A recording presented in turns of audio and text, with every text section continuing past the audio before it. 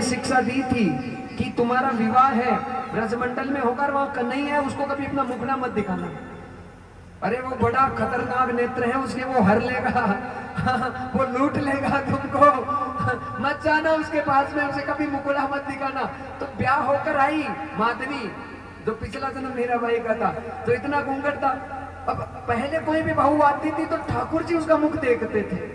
हाँ, तो जो भगवान का सखा था उसका विवाह माधवी के साथ हुआ था, तो ठाकुर जी उसका माधवी का मुख देखने आए। भाभी देख मुझको मुखड़ा दिखाई दे, माँ दिखाए महाराज, इतना लंबा कर लिया घूंघट को, और ना बोले ना कोई और।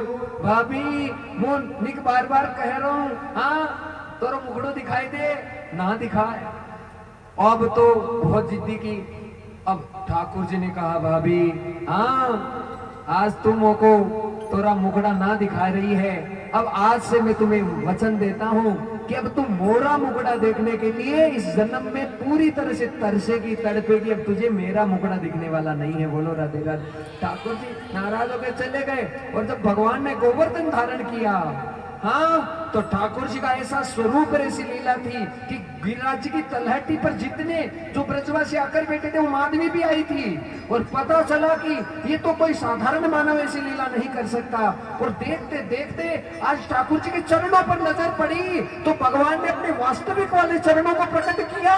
माधवी को चरणों का दर्शन तो दे दिया, पर चरणों का दर्शन देते ही माधवी घबरा गई और कहने लगी, अरे नाथ गिरधर मुझसे गलती हो गई, मैंने तुम्हें अपना मुखड़ा नहीं दिखाया। अब मैं समझ गई कि तू जगदीश है, तू गोविंद है। हाँ, अब तू मुझे अपना मुखड़ा दिखा दे। ठाकुर जी ने कहा इस जन्म में अब माधवी तुझे मेरा मुखड़ा नहीं दिखेगा, अब तू मेरे सामने प्रकट होगी मीरा के रूप में, और चित्तौड़ में जाकर तेरी भक्ति प्रकट होगी।